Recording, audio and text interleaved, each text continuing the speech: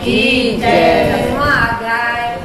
नारद मुनि बोले, हे तपोधनी, उन महाक्रोधी एवं परम तपस्वी मुनि ने उस ब्राह्मण कन्या से कहा, वह सब मुझे सुनाइए। सूत जी ने कहा, इस प्रकार नारद जी के वचन सुनकर श्री नारायण ने बताया कि दुर्वासा ऋषि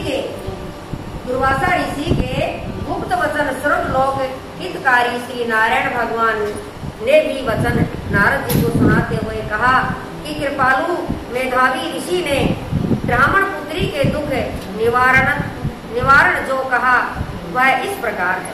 दुर्वासा ने कहा, हे सुरारी, बहुत गुप्त बात कहता हूँ। हे सुभगे, अब आने वाला तीसरा महीना पुरुषोत्तम मास है। इसमें तीर्थ में जाकर स्नान करने से मनुष्य बाल हत्या के दोष से मुक्त हो जाता है। हे सुंदरी, इससे अधिक कार्तिक आदि महीने में भी नहीं है। अब सब महीने पक्ष और पूर्व आदि पुरुषोत्तम मास के 16वीं कला के भी समान नहीं है।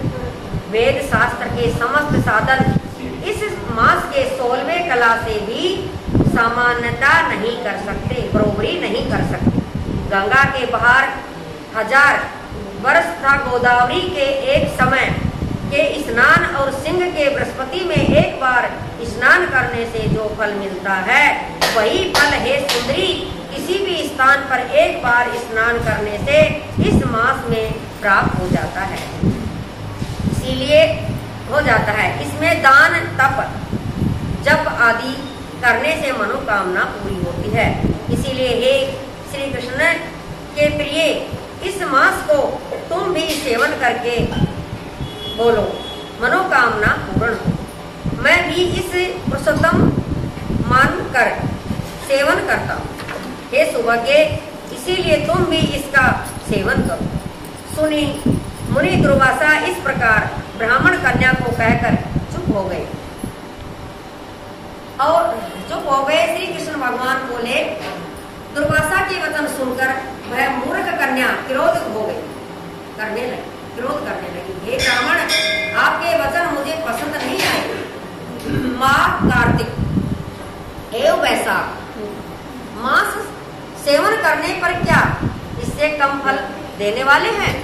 शिव, पृथ्वी, सूर्य, अंबिका एवं गणपति की सेवा पूजा कर उससे फलीभूत है। आदि योगों को आप छोड़कर पूजा क्या उससे फलीभूत है?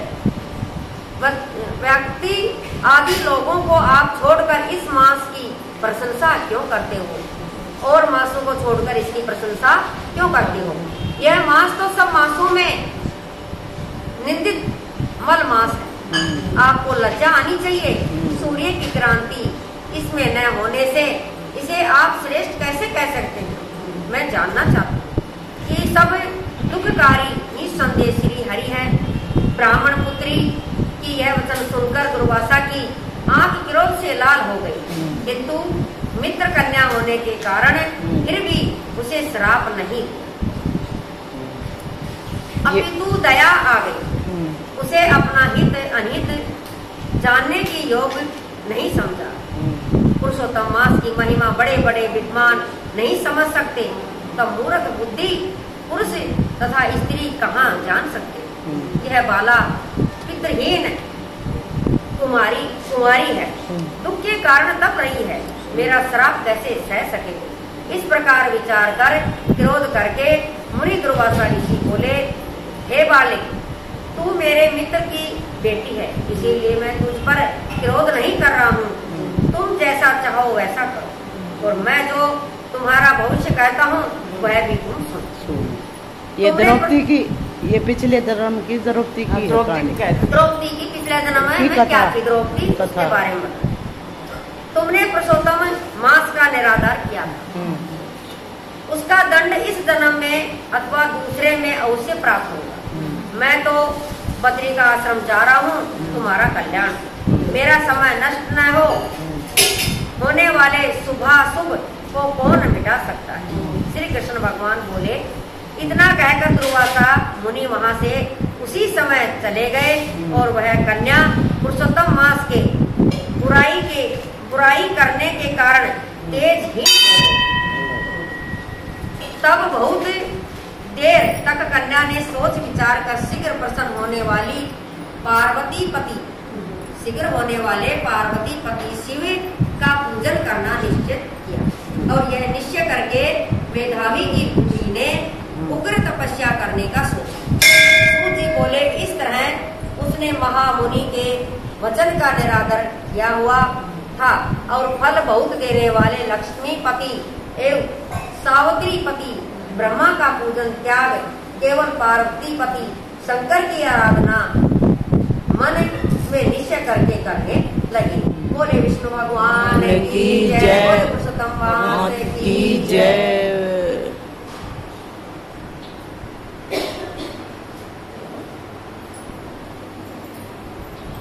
दुर्वासा ऋषि और द्रौपदी का पिछला जन्म का संवाद चल रहा है।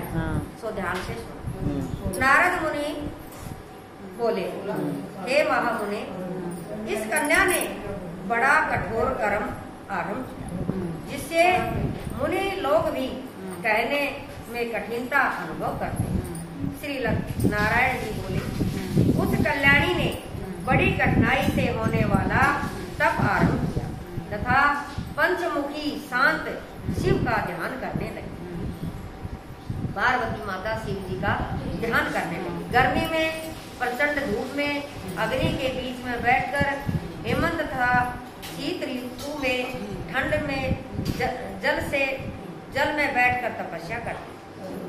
उसका मुख जल में कमल के समान तथा सिर के बाल फैलकर सेवार मंजूरी से घिरे जल में शोभा पाने लगते। वह बाला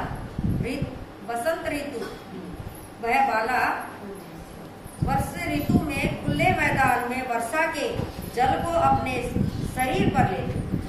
भोजन के स्थान पर दोनों समय वह कोलकांगी केवल धुआं पीकर रह जाती। इस प्रकार के उग्र तप को सुनकर देवराज इंद्र चिंतित हुए।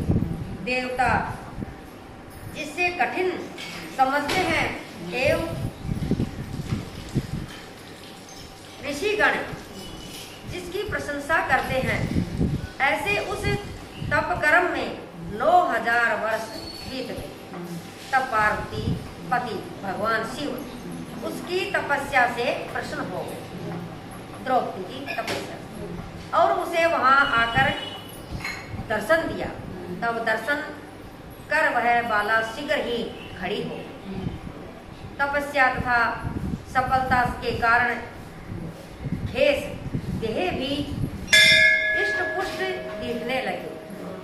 केस थे उसके इधर उधर तुलने लगे। उस बाला ने सिर झुकाकर भगवान शिव जी को प्रणाम किया। संसार पूज्य भगवान शिव का मानसिक पूजन किया तथा भक्ति पूर्वक स्तुति करने लगे। बाला बोली, हे पार्वती पतिनाथ, आपको नमस्कार है। हे प्रभु, जो आपकी शरण में आश्रय लेता है वह घोर संसार समुद्र में डूबा हुआ भी तथा प्रत्येक अंग से तपता एवं पीड़ित भी हो और काल रूपी सर्प की भयानक दृष्टाओं के द्वारा पीड़ित भी हो, तब भी शरीर दुख से छूट जाता है। आपको नमस्कार है, आपको नमस्कार है। इस प्रकार मन वाणी से उस तपस्विनी ने महादेव जी की प्रार्थना की। हे राजन, फिर वह महाभागा मेधावी पुत्री चुप हो गई। श्री कृष्ण भगवान बोले, उसकी प्रार्थना को सुनकर तथा उग्र तप से प्रसन्न हुए भगवान शिव प्रसन्न कमल सरीखे मुख से बोले। श्री शिव जी बोले, हे भद्रे, हे तपस्वनी, तुम दुखी मत हो। जो भी तुम्हारी मनोकामना हो वह हमसे मांगो, मैं तुम्हें प्रसन्न करूंगा। हे राजन, इसको सुनकर वह कुमारी प्रसन्न हो और प्रसन्न हो तो मुझे पति दे। अगर आप प्रसन्न हैं तो मुझे पति दे, मुझे पति मिले, मुझे पति दीजिए, मुझे पति की कामना है, पति दीजिए। तब उस बाला से शिव जी बोले, हे पुण्य, तुमने मेरे सामने अपने मुख से 5 बार पति पति शब्द कहा है, इसीलिए तेरे 5 पति हैं। और ये सूरवीर धर्मों के ज्ञाता साधु एवं सन्यासियों के समान रहने वाले सत्य पराक्रमी यज्ञ करता गुणों से प्रसिद्ध प्रातः इंद्रियों को वश में रखने वाले राजा हूँ। श्री कृष्ण भगवान श्री शिव जी का यह प्रिय वचन सुनकर वह बाला झुककर चतुरता से बोली, हे महाशिव गिरिजाकांत, संसार में इस प्रकार मेरा उपवास न कराइए, क्योंकि प्रत्येक स्त्री का एक ही पति होता है। 5 पतियों वाली एक स्त्री कहाँ देखी है न सुनी, कहाँ देखी न सुनी। हे कृपा निधान, आपके सामने इस प्रकार कहना योग तो नहीं है, इससे क्षमा चाहती हूँ। हे प्रभु, मैं आपकी शरण है। इसे सुनकर भगवान शंकर कहने लगे, हे वीरू, तुम डरो नहीं, आगे के जन्म में तपस्या के बल से तू माँ के गर्भ द्वारा उत्पन्न नहीं होगी। तू अगले जन्म में माँ के गर्भ से उत्पन्न नहीं होगी। आगे के जन्म में तपस्या के बल से तू माँ के गर्भ द्वारा उत्पन्न नहीं होगी। उसी जन्म से तुझे ये 5 पति ही प्राप्त होंगे। उन पतियों के साथ अनेक सुख भोग करके परम पद को प्राप्ति भी होगी। पुरुषोत्तम मास भगवान का प्यारा महीना है, तूने उसका नियम पालन किया है। श्री कृष्ण भगवान ये अपना ऐश्वर्य इसे प्रदान करके उसे अपना बनाया है। ब्रह्मादिक देवता नारद तथा मैं जिसकी आज्ञा पालन करते हैं, उनकी आज्ञा भला कौन टाल सकता है। हे मूढ़े, तूने संसार पूज्य इस मास का व्रत पालन नहीं किया। हे ब्राह्मण पुत्री, इस कारण तेरे 5 पति हैं। बोलो, पुरुषोत्तम मास का व्रत नहीं किया, इस कारण तेरे 5 पति हैं। इस प्रकार कहते हुए भगवान शिव अंतर्ध्यान हो गए और वह बाला झुंड से बिछुड़ती हिरणी के समान चकित हो गई। बोले पुरुषोत्तम भगवान की जय। द्रौपदी का अग्नि से हुआ था, अग्नि से प्रकट हुई थी, इसीलिए तो उन्होंने कहा बोल पुरुषोत्तम मास की जय, बोले पुरुषोत्तम भगवान की जय हो। 12वां अध्याय। नारद जी बोले, जब भगवान शिव चले गए तब शोकग्रस्त उस बालिका ने क्या किया। श्री नारायण बोले, इस प्रकार श्री कृष्ण ने पांडव पुत्र युधिष्ठिर जी से प्रश्न किया था, मैं तुमसे उसका संवाद कहता हूँ, सो ध्यान से सुनो। श्री कृष्ण भगवान बोले, जब शिव जी चले गए तब हे राजन, इस बाला का तेज नष्ट हो गया। इससे वह बहुत डर गई एवं ऊंची ऊंची सांसें लेने लगी और आंखों से आंसू गिरने लगे। उस तपस्विनी बालिका के हृदय में अग्नि सी जलने लगी। अंग पर्यंग में धड़कन सी होने लगी। अग्नि से जले पत्तों वाली बेल के समान वह झुलस गई। इस प्रकार कष्ट सहते सहते भगवान ने इसकी मृत्यु भी निश्चित कर दी। सर्प जिस प्रकार बिल से निकलते चूहे को पकड़कर निगल जाता है, उसी प्रकार इस तपस्विनी बाला को बलवान काल ने अपने बस में कर लिया। उसी समय धार्मिक राजा यज्ञसेन द्रुपद यज्ञ की बहुत सी सामग्री इकट्ठी कर यज्ञ कर रहे थे। उन्होंने एक यज्ञ करते हुए यज्ञ कुंड से वही बाला सोने की कांति वाली प्रकट, जो कि हे राजन द्रौपदी नाम से विख्यात। इस द्रौपद कन्या को मत्स्य वेद करके स्वयंवर में अनेक राजाओं भीषण कर्णादिकों को निस्तेज करते अर्जुन ने प्राप्त किया था। कानों में सूल के समान असत्य वचन कहते हुए दुष्ट दुशासन ने जिसे चुटिया पकड़कर खींची थी, हे राजन, उस समय मैंने इसकी और ध्यान नहीं दिया, क्योंकि इसने पुरुषोत्तम मास की अवहेलना की। किंतु जब प्रेम से मुझे बार बार पुकार के गोविंद गोविंद, हे गोपी जन को आनंद देने वाले, हे दीन बंधु दया के समुद्र, मैं इस दुष्ट दुशासन के हाथ में पड़ गई हूँ। हे प्रभु, क्या आपको यह मालूम नहीं है? श्री कृष्ण भगवान बोले, इस प्रकार कष्ट में पड़कर द्रौपदी ने मेरी शरण ली। मैं चाहे उसे बुला चुका था, तब उसकी प्रार्थना सुनकर शीघ्र ही गरुड़ पर सवार होकर उस स्थान पर आया और उसे वस्त्रों से परिपूर्ण कर लज्जित होने से बचा लिया। इतना होने पर भी पुरुषोत्तम मास की अवहेलनावश मैं उसकी तरफ से उदासीन ही रहता था, क्योंकि पुरुषोत्तम मास के विरोधी को मैं गिरा देता हूँ। इसीलिए अब आगामी पुरुषोत्तम मास की सेवा तुम करो। 14 वर्ष पूरा होने पर तुम्हारा कल्याण होगा। हे पांडव पुत्र, इस द्रौपदी के बाल जिन्होंने खींचे या देखे हैं, मैं उन दुष्टों की स्त्रियों को केसहीन कर दूंगा। केस यानी कर दूंगा। तुम दुर्वादी पापी राजाओं को यमपुर भेजकर शत्रुओं को दंड देकर स्वयं राजा हो। जो मेरे प्यारे भक्तों को दुख देते हैं, वह नित्य ही मुझे दुख देते हैं। मैं उस दुष्ट की ओर देखता भी नहीं, उसे यमराज दंड देते हैं।